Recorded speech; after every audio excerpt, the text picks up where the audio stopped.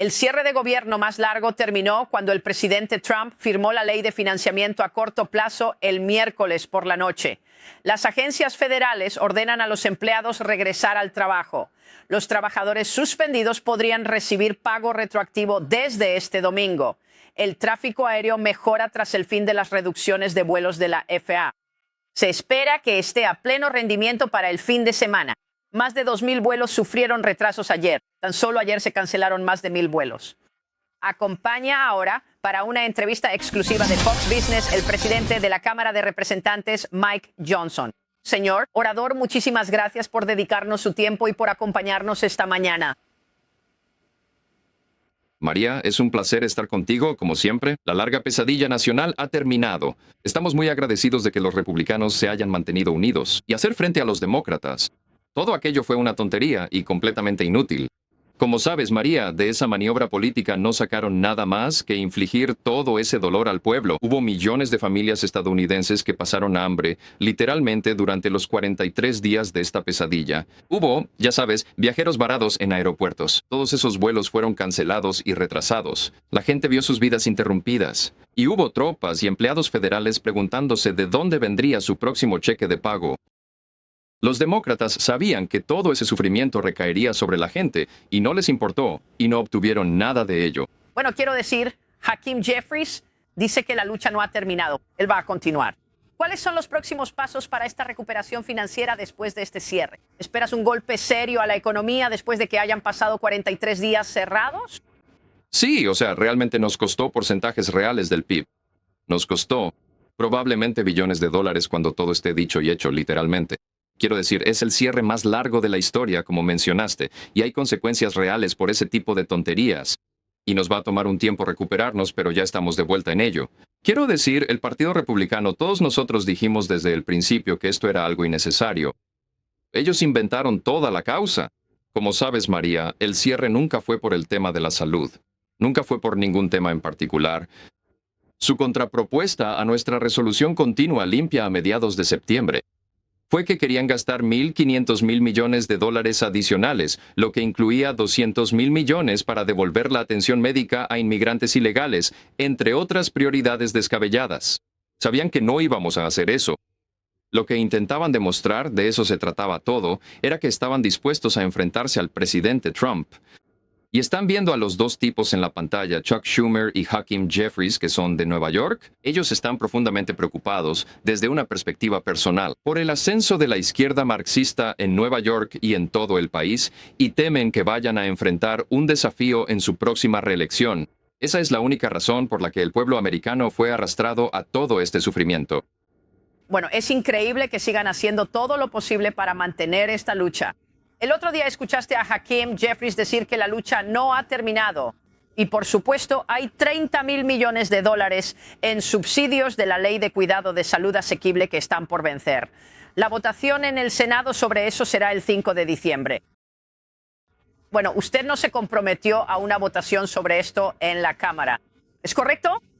No lo he hecho, y hay muchas razones para ello. En primer lugar, la Ley de Cuidado de Salud no asequible le ha fallado al pueblo estadounidense. Hizo exactamente lo contrario de lo que todos prometieron que haría. Los demócratas rompieron el sistema de salud estadounidense. La razón por la que sus primas están por las nubes es porque tienen políticas terribles. Y una de ellas es subsidiar a las compañías de seguros. De eso se trataba este subsidio de la era del COVID.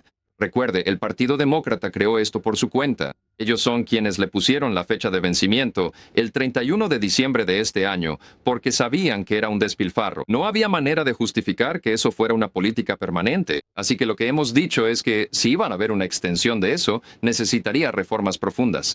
Se necesitan límites de ingresos para eso. No se debería subsidiar la atención médica para personas adineradas. Y además, se necesitan todo tipo de reformas al respecto.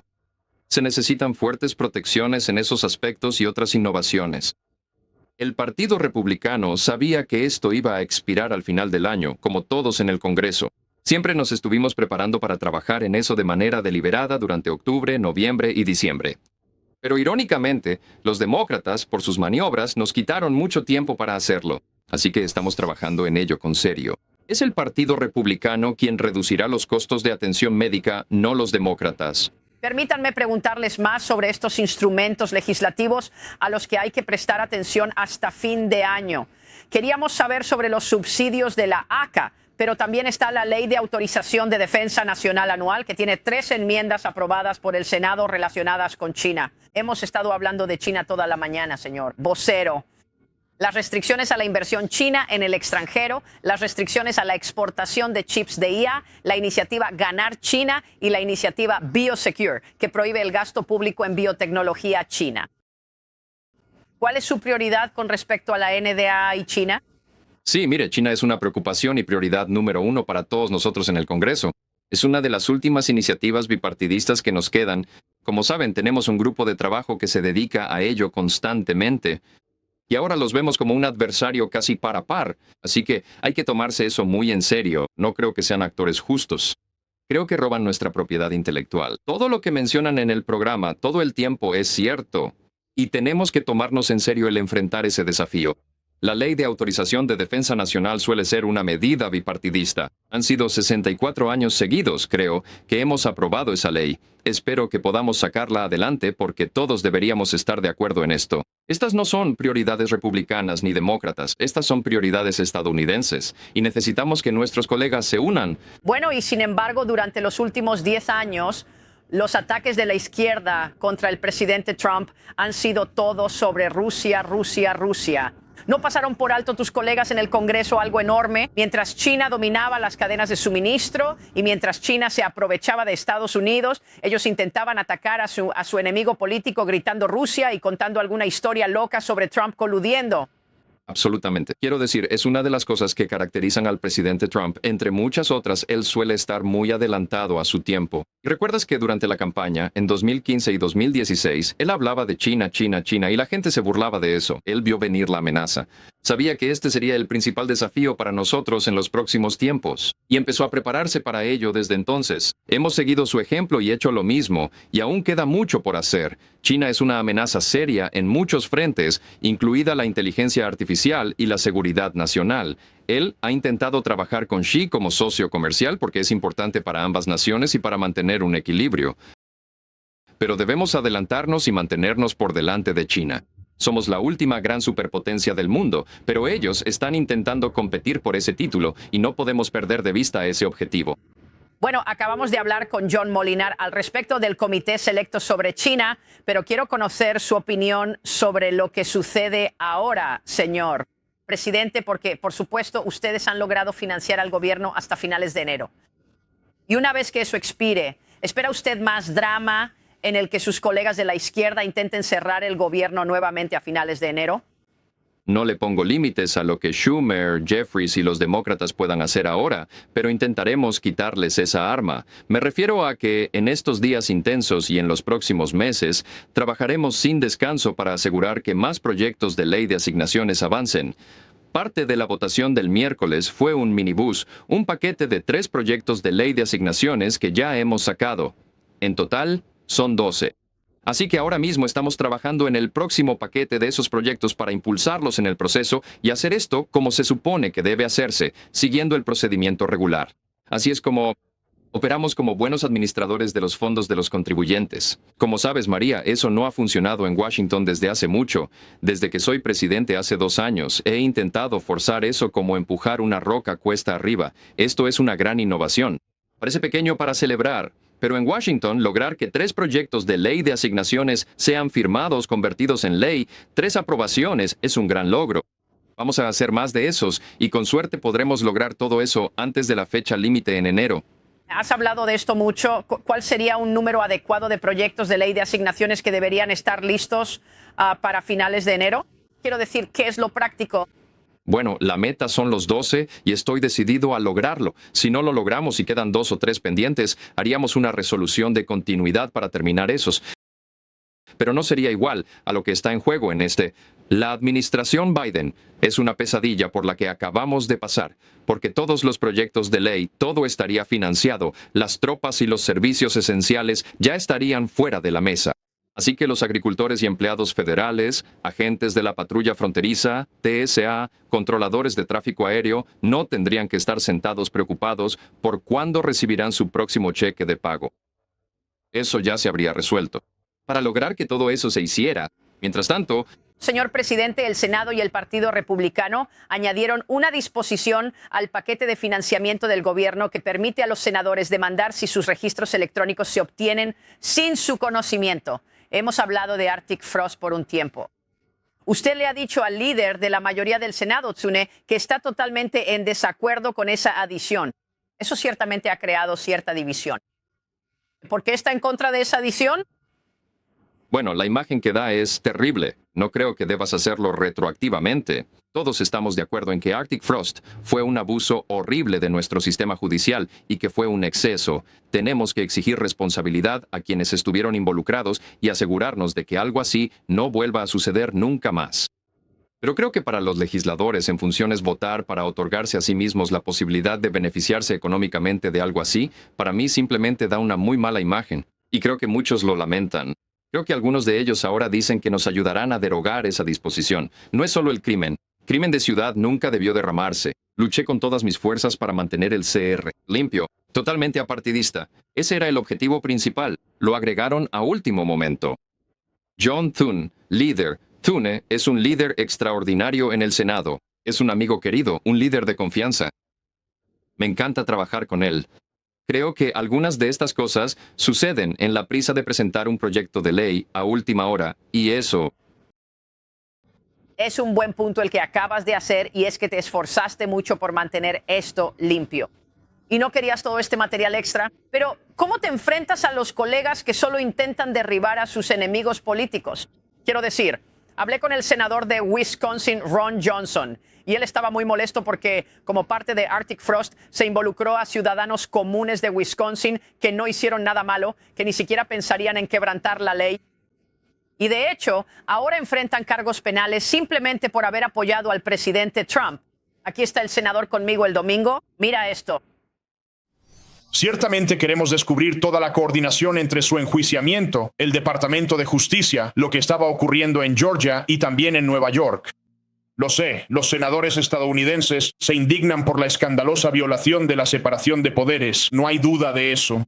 Creo que lo que más me sorprende es la enorme lista de enemigos, la gran red partidista. Había 38 republicanos, 38 habitantes normales de Wisconsin, temerosos de Dios, patriotas, personas que apoyan a las fuerzas del orden, que simplemente estaban involucrados en la política porque quieren salvar este país, y estaban en la lista de enemigos. Fueron atacados, tuvieron demandas civiles, tuvieron que llegar a acuerdos, pagaron honorarios legales. Eso hacen los demócratas, tratan de paralizar a su oposición. Esto va más allá de atacar al presidente Trump. Esto es un escándalo enorme. Es órdenes de magnitud peor que el caso Watergate. Así que, señor presidente, habla de 38 habitantes de Wisconsin que eran parte de Arctic Frost, no solo legisladores en funciones. No, exactamente. Estoy de acuerdo con todo lo que dijo mi querido amigo Ron Johnson, y el senador tiene razón. Debemos ir tras estas personas. Han usado el Departamento de Justicia como arma bajo la administración Biden. Yo estaba en el comité judicial antes de convertirme en presidente de la Cámara. Estábamos investigando todo eso. Estábamos tratando de dar la voz de alarma para que la gente supiera, porque la mayor amenaza de todo esto va incluso más allá de los ataques personales a ciudadanos inocentes que solo participan en el proceso político. Es que socavan la fe del pueblo estadounidense en nuestro propio sistema de justicia.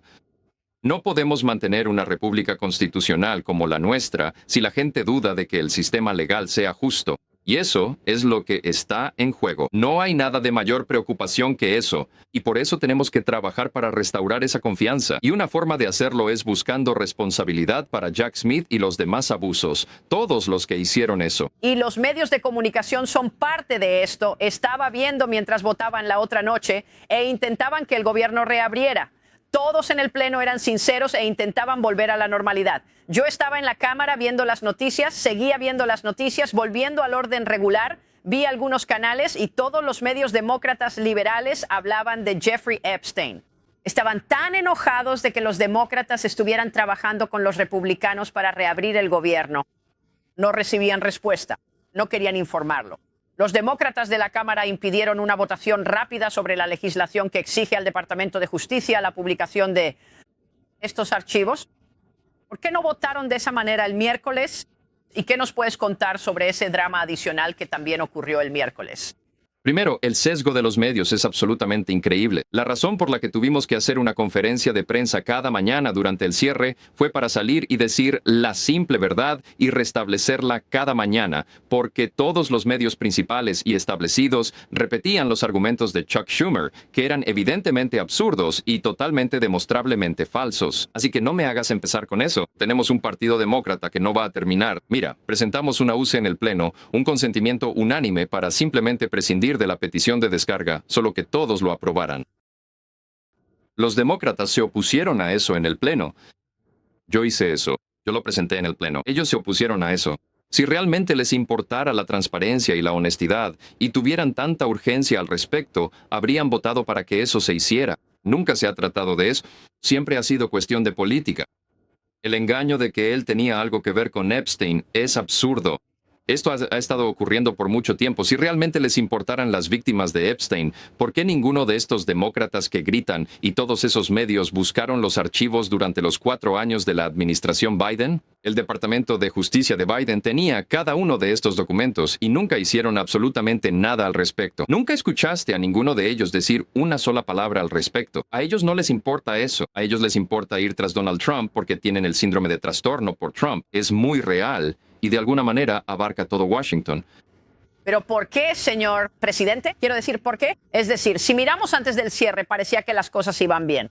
Ahora tenemos preguntas sobre el empleo y tenemos preguntas sobre cómo salir de este cierre y volver al orden regular. Y sin embargo, parece que hay tanto odio en la izquierda y por parte de sus colegas que solo quieren crear caos durante el mandato del presidente Trump. ¿Por qué? Lo hacen porque tenemos un historial de éxitos notable. Lo mencioné tras la gran votación del miércoles por la noche. Fui al grupo de prensa del Capitolio y les dije, tenemos una pantalla dividida en Estados Unidos. Ustedes no están cubriendo esto, pero los primeros 10 meses de esta administración en este Congreso fueron los más productivos de cualquier otro en la era moderna y posiblemente de toda la historia. Mírenlo desde el lado republicano, el presidente Trump y nuestro partido. Hicimos los mayores recortes de impuestos en la historia de Estados Unidos y reformamos regulaciones, eliminando fraude y despilfarro del gobierno. Cerramos la frontera como lo prometimos. Estamos resolviendo la crisis del crimen.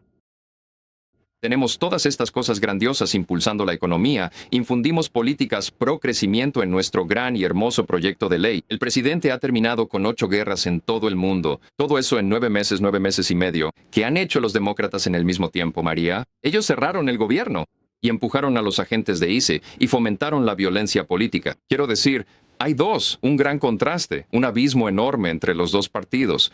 Este no es tu demócrata. La gente está muy perturbada. ¿Están muy perturbados? Están muy perturbados. Están muy perturbados. Están muy perturbados. Están muy perturbados. Están muy perturbados. Están muy perturbados. Están muy perturbados.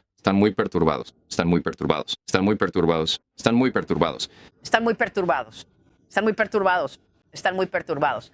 Están muy perturbados. Están muy perturbados. Quiero decir, has estado hablando sobre la asequibilidad. Has estado hablando sobre volver al procedimiento regular. Quiero decir, has estado hablando, ¿podrás comunicar esto en 2026 para las elecciones de medio término? Porque hay algunas críticas de que los republicanos no están comunicando lo suficiente sobre lo que es más importante. El presidente también dijo eso. Los republicanos necesitan empezar a hablar más sobre la asequibilidad, cosa que tú has hecho, pero lo hacen todos tus colegas. Sí, vamos a enfocarnos en eso cuando nos acerquemos a las elecciones de medio término. Soy optimista. Estoy convencido de que vamos a aumentar la mayoría en la Cámara y mantenerla en el Senado. Así, el presidente Trump tendrá 4 años y no solo 2, porque si perdemos la mayoría intentarán destituirlo y detener todo. Pero tenemos que articular eso. La cuestión, María, es que hemos tenido tantos éxitos, tantas categorías de cosas que hemos logrado, que ha habido mucho de qué hablar. Necesitamos acotar, enfocarnos más. Es un gran punto el tema de la asequibilidad. Eso es algo muy importante para la gente. Hemos trabajado en esto todos los días. El recorte de impuestos para familias trabajadoras, ese importante proyecto de ley que logramos firmar el 4 de julio, lo hicimos temprano en el Congreso porque lo sabíamos. Las principales disposiciones de esa ley entrarán en vigor después de enero y la gente notará esos efectos positivos. Los salarios subirán. Habrá más oportunidades de empleo. Vas a tener más inversión, más empleos. Todo. Esas cosas pasarán y la gente lo notará antes de votar en otoño. Así que estamos ansiosos de que todo eso ocurra. Y señor Presidente, sé que hay un impulso legislativo para permitir que la FAA acceda al Fondo Fiduciario de Aviación para financiar operaciones y pagar a los trabajadores en posibles cierres futuros. Porque la situación era realmente peligrosa durante el cierre central cuando nuestros controladores de tráfico aéreo se enfermaban y tenían que aceptar segundos trabajos. ¿En qué postura se encuentra usted con respecto a este impulso para permitir que la FAA acceda al fondo fideicomiso? Sí, mira, en tiempos desesperados se requieren medidas desesperadas y hay que poner las prioridades primero. Estamos analizando eso. También estamos analizando un par de proyectos legislativos que prevendrían por completo los cierres en el futuro. Quítenles todas las balas de su proverbial arma, pero creo que es una gran idea tener un poco más de retraso sin todo el dolor que conlleva. Si el Congreso no puede hacer su trabajo y aprobar las asignaciones presupuestarias a tiempo, eso permitiría un poco más de retraso sin todo el dolor que conlleva. Así que el gobierno seguiría funcionando. Hay un par de versiones de legislación sobre cómo hacerlo. Analizamos eso detenidamente. Creo que ya llegamos aquí. Porque ahora tienes uno, no puedes permitir que lo hagan en el futuro. Es demasiado perjudicial para los ciudadanos a quienes servimos. Tenemos que hacer algo al respecto. Señor presidente, muchas gracias por su liderazgo. Agradecemos que nos acompañe esta mañana. Gracias, María. Siempre es genial estar con Tú, lo apreciamos muchísimo. Presidente Mike Johnson, quédese con nosotros. Volvemos enseguida. Si estás obteniendo valor de este video, solo le pido que le dé like, lo comparta y se suscriba al canal si aún no lo ha hecho.